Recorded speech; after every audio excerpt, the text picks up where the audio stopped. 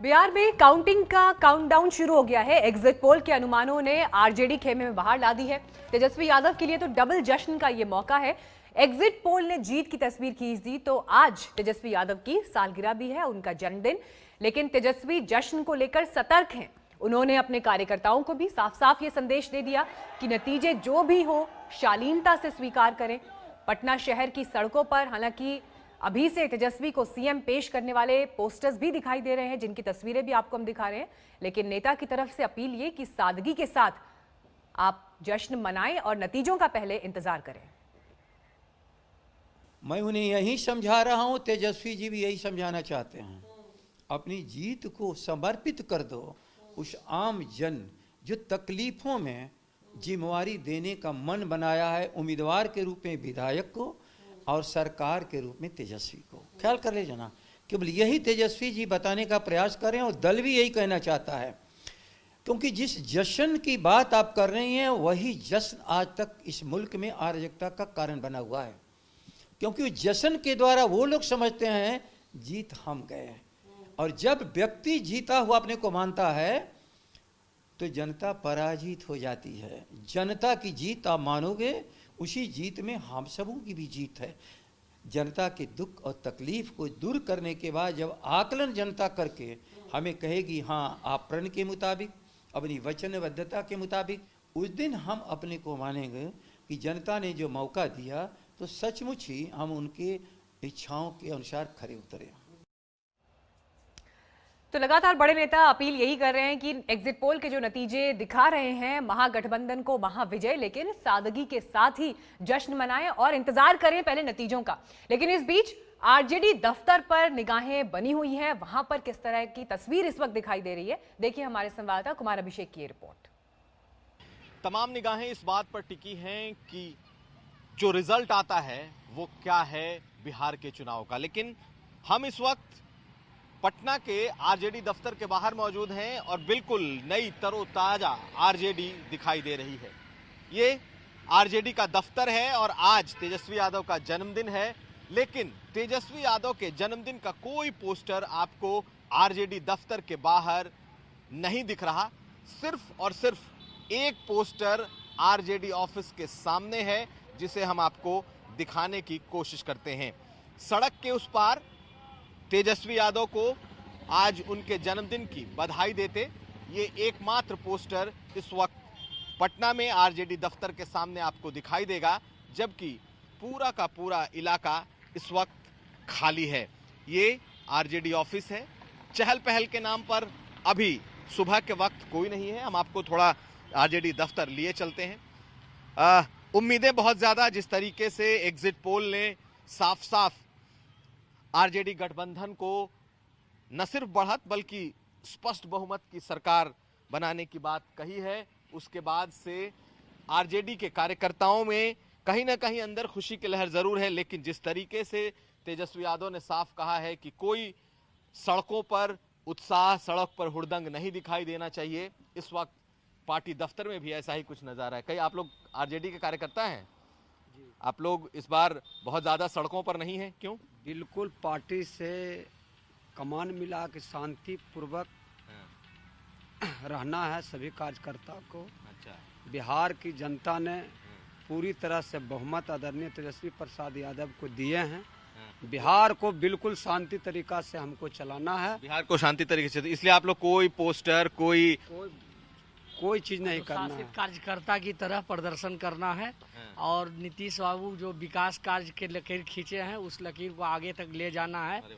अब बोली भी बदली हुई है, सुर भी बदला हुआ है, आरजेडी भी बदला हुआ है, और कहीं ना कहीं आज जिस तरीके से पटना में जन्मदिन के दिन जिस तरीके की शांति और सादगी दिखाई दे रही है, ये आरजेडी में अभूतपूर्व है। अब सबको इंतजार है उस मौके का जब गिनती शुरू होगी। संजय सिंह के साथ कुमार अभिषेक, पटना आज तक। तो ये तस्वीर कुमार अभिषेक आपको दिखा रहे थे आरजेडी दफ्तर के बाहर से। लेकिन अब हम आपको लेकर चलते हैं लालू यादव के आवास के बाहर, वहां पर कुमार अभिषेक पहुंच गए हैं। कुमार देखिए, ये तस्वीर हमने देखी कि एक सन्नाटा सा ही समझ लीजिए जो दिखाई दिया, लेकिन बड़ी बात ये कि अगर एग्जिट पोल के नतीजे ही असल नतीजे होने वाले हैं बिहार में, तो ये पूरे बिहार के लिए एक नए समय का उदय, तेजस्वी यादव का उदय आरजेडी के लिए भी एक नए समय की दस्तक जो है दे रहा है। लेकिन बड़ी बात यहाँ पर है कि जो आरोप तमाम लग रहे थे विपक्ष दूसरी पार्टियों की तरफ से कि लालू राज की छवि से कैसे बाहर आएंगे, ये सवाल तो बना ही रहेगा। लेकिन आज के दिन जब जन्मदिन भी है और नतीजों से पहले तरह तरह के कयास भी लग रहे हैं, क्या कोई हलचल घर के बाहर दिखाई दे रही है? कहां पर तेजस्वी यादव अभी मौजूद हैं? बर्थडे सेलिब्रेशन जैसी कोई तस्वीर क्या आज के दिन में दिखाई दे सकती है? बिल्कुल बिल्कुल मीनाक्षी, पूरी तरीके से हलचल की कोशिश दिखाई दे रही है। हम इस वक्त 10 सर्कुलर रोड, जो कि लालू राबड़ी का आधिकारिक आवास है, यहाँ पर मौजूद हैं। तेजस्वी यादव घर के भीतर हैं और घर के भीतर जन्मदिन की पूरी तैयारी है। जो लालू यादव का हट है, लालू हट, उसे सजाया गया है। आप बाहर देखिए, हम आपको बाहर का भी दिखा देते हैं। बाहर जरूर नेता कार्यकर्ता लगातार पहुंच रहे हैं, लेकिन जैसा कि पार्टी की तरफ से कहा गया कि कोई खुद ना आए, लेकिन आप देखिए फूलों के साथ, गुलदस्ते के साथ पार्टी के लोग यहाँ जरूर पहुंचे। इस बार नैरेटिव सेट किया है तेजस्वी यादव ने और कहीं ना कहीं छवि बदलने की भी कोशिश है।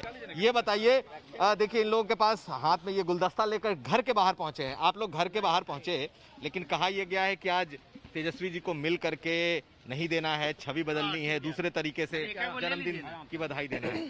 आप लोग लेकर के आए हैं, मुलाकात हुई क्या? हाँ नहीं, मुलाकात अभी तो मैं आया ही।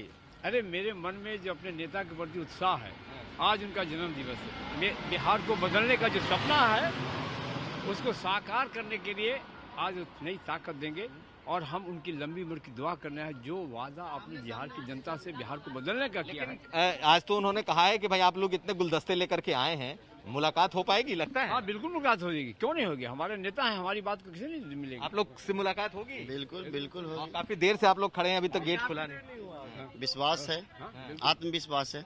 हाँ बिल्कुल, सब लोग लेकर के आए हैं कि जी सर। जीत की उम्मीद है? जी जी, पूरा जीत होगी हम लोगों की। और एग्जिट पोल के हिसाब से तो पता चल ही चुका है और कल रिजल्ट भी सामने आ जाएगा। तो मीनाक्षी देखिए, उत्साह भी है, पहुंचे भी हैं ये सब लोग तेजस्वी यादव को उनके जन्मदिन की बधाई देने, और पीछे उनके घर के बाहर का ये दृश्य है। उम्मीद ये की जा रही है कि आज दरवाजा भी खुलेगा, तेजस्वी यादव अपना जन्मदिन भी मनाएंगे, केक भी काटेंगे, अंदर भी तैयारियां हैं, लेकिन बदले बदले आरजेडी और बदले बदले तेजस्वी के साथ। मीनाक्षी, बिल्कुल धन्यवाद कुमार आपका। आपसे हम अपडेट्स आगे भी लेते रहेंगे, लेकिन जन्मदिन से पहले ही अपील तेजस्वी यादव की तरफ से कर दी गई थी कि कार्यकर्ता पटना की तरफ ना आए, अभी शांति, संयम, सादगी बनाए रखें और नतीजों का इंतजार करें। हमारे साथ तमाम मेहमान जुड़ गए हैं इस वक्त। चितरंजन गगन हमारे साथ हैं, जनरल सेक्रेटरी हैं आप, आरजेडी के प्रवक्ता भी। चितरंजन जी बहुत बहुत स्वागत है आपका।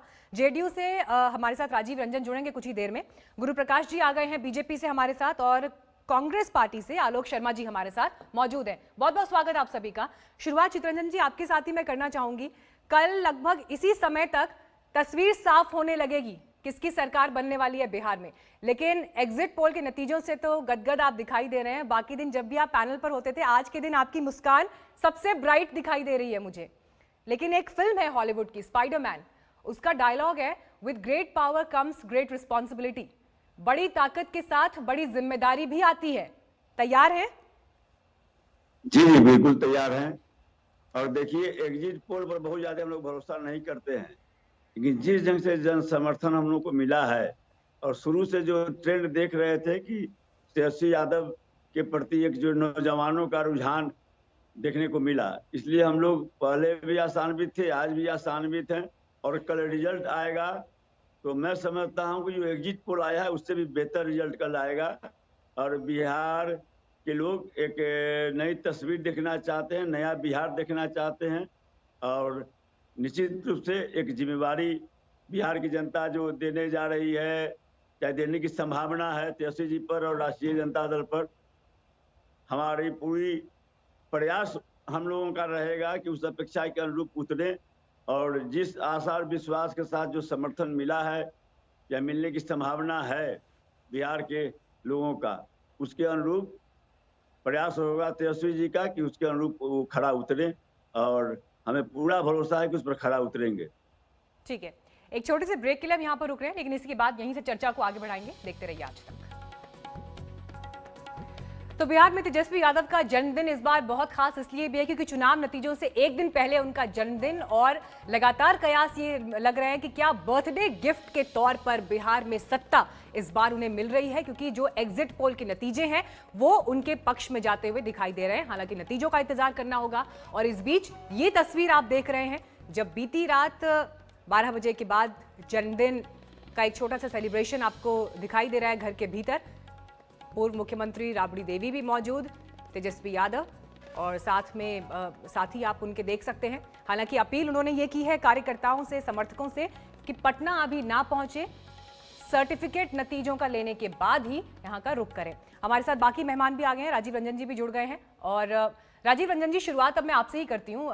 थोड़ा देर से आप आए पैनल पे, जिस तरह की तस्वीर अब दिखाई दे रही है एग्जिट पोल के बाद, जो मेन हाइलाइट्स हैं वो इस तरफ इशारा करते हैं कि तेजस्वी यादव ने कम से कम एक नैरेटिव सेट किया जिसकी कमी बिहार में चुनावी मुद्दों के तौर पर दिखाई दी, वो था रोजगार। और जब उन्होंने उस पिच पर बात करना शुरू किया तो युवाओं का सबसे ज्यादा समर्थन उनकी मिलने की वजह यही रही, और इसी में शायद नीतीश कुमार चूक गए। देखिए, अब सबसे पहले अब तो चुनाव के लिए वोट मांगने का दौर खत्म हो चुका है, और नतीजे जब कल आएंगे तो फिर किसके संदेश को जनता ने ग्रहण किया, किस पर विश्वास नहीं किया, ये तथ्य सामने आएंगे। लेकिन बिहार की राजनीति में विकास एक मुख्य मुद्दा बना, विमर्श विकास के इर्द गिर्द केंद्रित हुआ, इसका श्रेय निसंदेह नीतीश कुमार जी को जाता है। और आज भी रोजगार को, स्वरोजगार को, व्यवसाय को लेकर, उद्योगों के विस्तार को लेकर जो हमारा रोडमैप है और जो हमारा संकल्प है, पहले कानून व्यवस्था, सड़कें, आधारभूत संरचना का विस्तार, अब निवेशकों को बिहार आने में किसी तरह का भय नहीं है और लोग आएंगे, निवेश करेंगे। स्टेज 1 का क्लियरेंस 1000 यूनिट्स को दिया जा चुका है। और जो लोग बोलते हैं बिहार में सुई का कारखाना नहीं लगा, बिहार में 1706 यूनिट्स कार्यरत है, जिसमें 40,000 मजदूरों को इस बीच काम मिला है।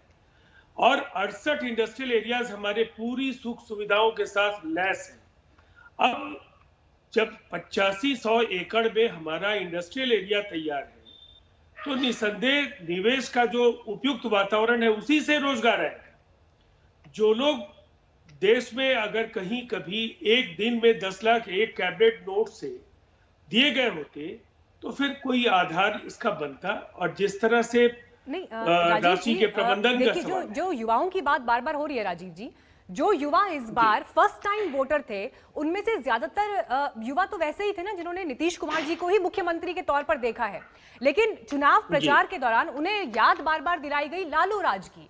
और ऐसे में लग रहा है कि युवा के वोट करने का पैटर्न इस बात से जरूर प्रभावित था कि उनके लिए तुलनात्मक ग्राउंड जो था वो रोजगार था, शिक्षा था।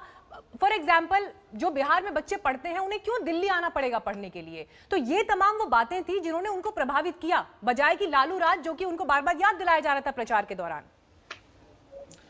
देखिए मीनाक्षी जी, मैंने पहले भी कहा चुनाव तो है, सवाल यह है कि अगर आप कहेंगे कि बिहार में कुछ नहीं हुआ है तो आपको आईना दिखाना होगा।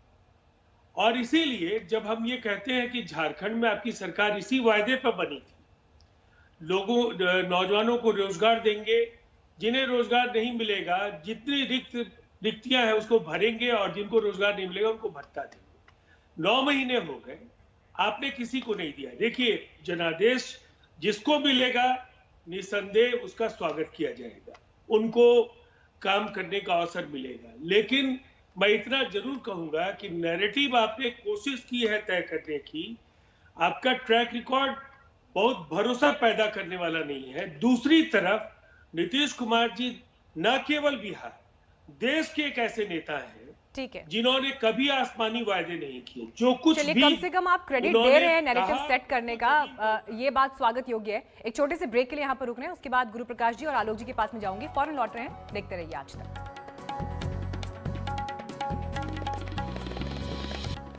और पटना से इस वक्त हमारे पास बड़ी खबर आ रही है। कल नतीजे आने हैं, लेकिन उससे पहले अलग अलग खेमों में बैठकों का दौर जारी है। और इस बीच पटना में कांग्रेस खेमे में भी एक समीक्षा बैठक चल रही है। और क्या हो रहा है समीक्षा बैठक के बीच, ये सुनेंगे तो आप हैरान रह जाएंगे। दरअसल विधायकों की खरीद फरोख्त की आशंका है, और इसीलिए काउंटिंग से पहले कांग्रेस नेताओं का ये मंथन वहां पर जारी है। कांग्रेस को विधायकों की खरीद फरोख्त की आशंका है। कल नतीजों का दिन और उससे पहले आपको ये बता दें, रणदीप सुरजेवाला, अविनाश पांडे पटना में मौजूद हैं और ऐसी आशंका है।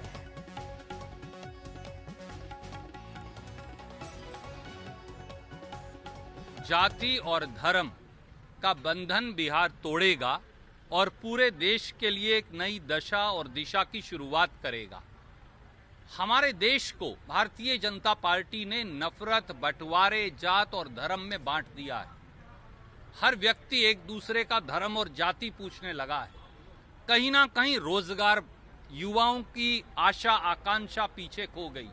देश के विभिन्न हिस्सों से जो बिहार में, उत्तर प्रदेश में, झारखंड में, बुंदेलखंड में थे, जिनमें बड़ी संख्या बिहार के लोगों की भी थी, तो अपने आप को ठगा सा महसूस करते थे कि अगर हमारे यहाँ रोजगार होते तो जो अपमान का दंश उनको झेलना पड़ा था, शायद वो ना झेलना पड़ता।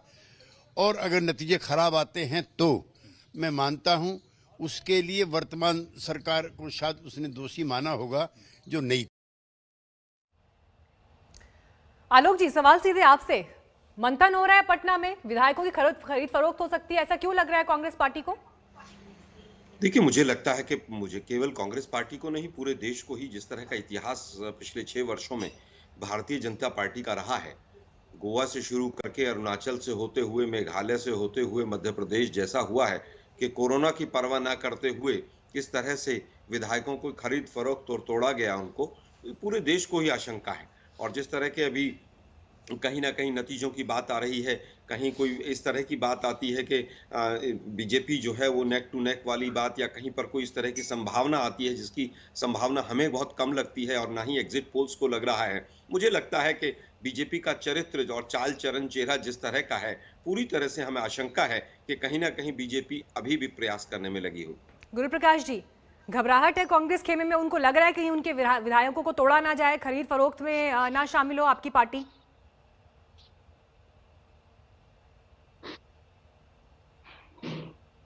गुरु प्रकाश जी।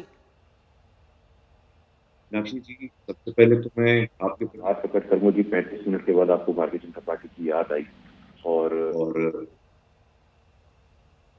कांग्रेस पार्टी ने इस देश में संस्थापित किया है, वो चाहे भोगवाद की संस्कृति हो, विधायकों की खरीद फरोख्त की संस्कृति हो। हम लोगों ने ये देखा है कि किस प्रकार तेजस्वी यादव जी की जो पार्टी है राष्ट्रीय जनता दल, उनको ये ट्वीट करना पड़ रहा है, उनको ये ट्वीट करना पड़ा है कि हवाई फायरिंग ना करें। ये कितना बड़ा दुर्भाग्य है। और आपके चैनल के माध्यम से मैं देख रहा हूं कि असुविधा लोगों को ना हो, हवाई फायरिंग ना हो। हवाई फायरिंग के दौरान लाखों लोग मारे जाते हैं, इसका किसी को इल्म नहीं है, लेकिन इसके बावजूद राष्ट्रीय जनता दल के पक्ष में ऐसा वातावरण बनाया जा रहा है। मैं सब देख के ताजुब हूँ। लेकिन एग्जिट पोल की जहां तक बात है, एग्जिट पोल का इतिहास रहा है। झारखंड 2014, बिहार 2015, उत्तर प्रदेश 2017, गुजरात 2017, कर्नाटक 2018, तमाम लोकसभा चुनाव 4 का, 9 का, 14 का, 19 का, किसी ने भी ऐसा प्रेडिक्शन नहीं दिया था। तो एग्जिट पोल तक का, ओपिनियन पोल में हम लीड कर रहे थे, एग्जिट पोल पे हम ट्रेंड कर रहे हैं।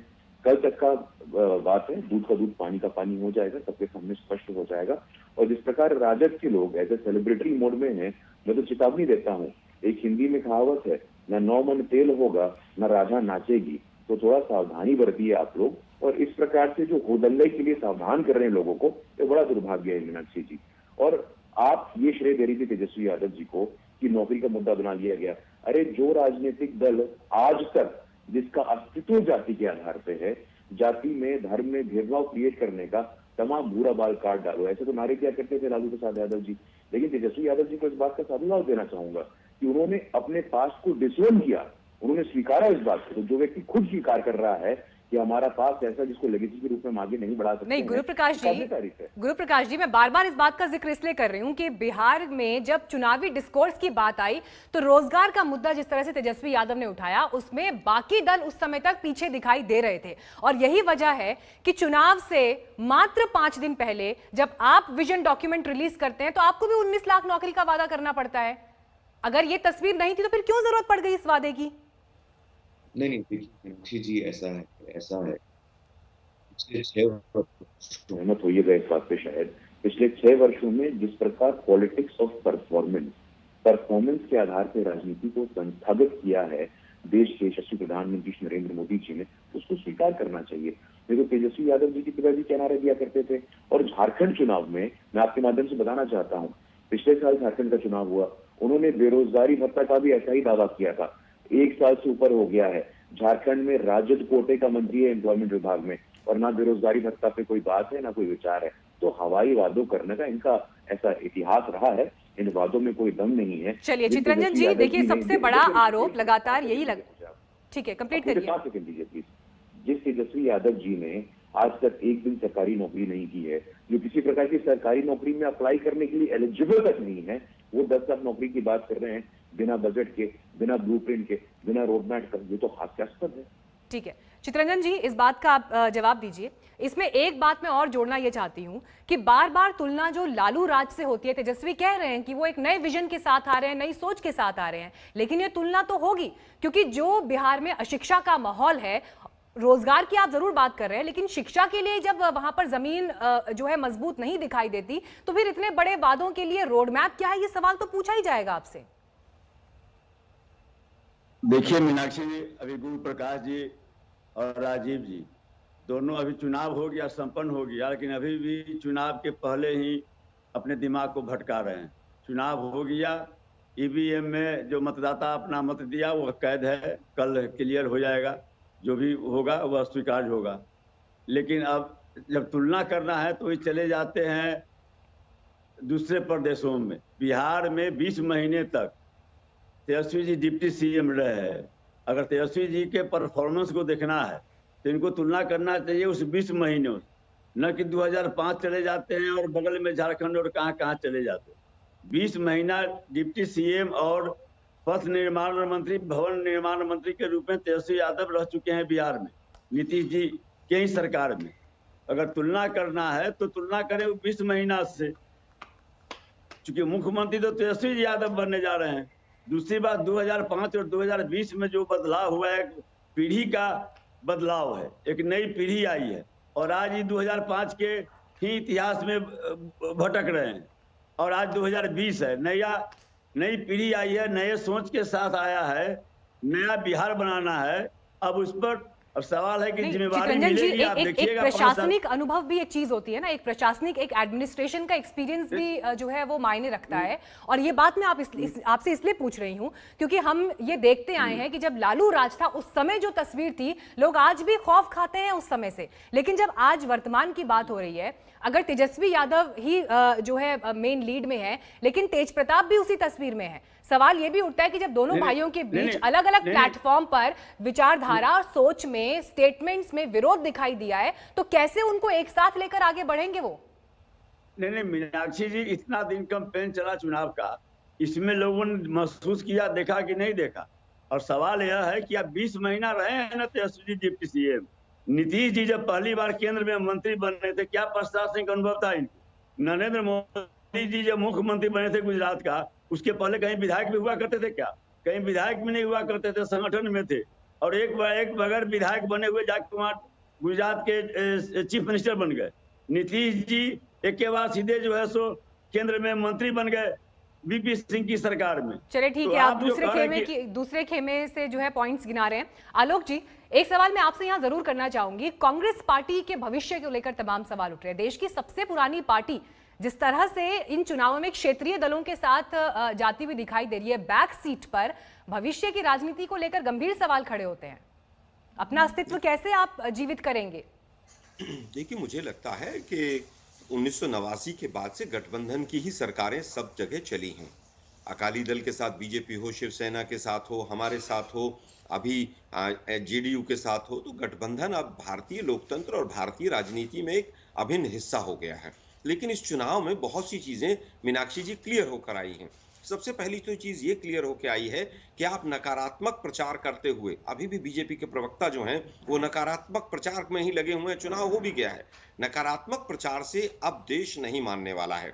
लच्छेदार भाषा, झूठ और गुमराह की राजनीति नहीं चलेगी। अब जनता पूछेगी भाई नोटबंदी जो किया था उस पर बिहार में आप लोगों ने वोट क्यों नहीं मांगा? कपटी राष्ट्रवाद अब नहीं चलेगा। भारत पाकिस्तान हिंदू मुसलमान कर दीजिए केवल, और बड़े बड़े भाषण देके आप आ जाइए, अब नहीं चलेगा। आपने 15 वर्षों में बीजेपी ने एक यूनिट बिजली का वहां पर उत्पादन नहीं किया। नहीं, कांग्रेस पार्टी अगर केंद्र की सत्ता को चुनौती देती है तो वो मैदान में नंबर 2 बन के कैसे रहेगी? क्षेत्रीय दलों के साथ आप नंबर 2 की भूमिका में हैं। सवाल ये था। खैर, मेरे पास समय की थोड़ा कमी थी, एक ब्रेक के लिए मुझे यहाँ पर रुकना पड़ रहा है। आप सभी का बहुत बहुत धन्यवाद इस बातचीत में जुड़ने के लिए। लेकिन कल के दिन इस समय तक आप सोचिए बिहार में जबरदस्त हलचल रहेगी और नतीजों को लेकर तस्वीर साफ होने लगेगी और नतीजों को लेकर भी सबसे तेज, सबसे बड़ा कवरेज आप देखेंगे आज तक। नमस्कार, मैं हूं अंजना ओम कश्यप। हमें उम्मीद है ये वीडियो आपको पसंद आया होगा। लेटेस्ट खबरों के लिए यूं ही देखते रहिए आज तक और इस वीडियो के पसंद आने पर लाइक, शेयर एंड सब्सक्राइब करना ना भूलें।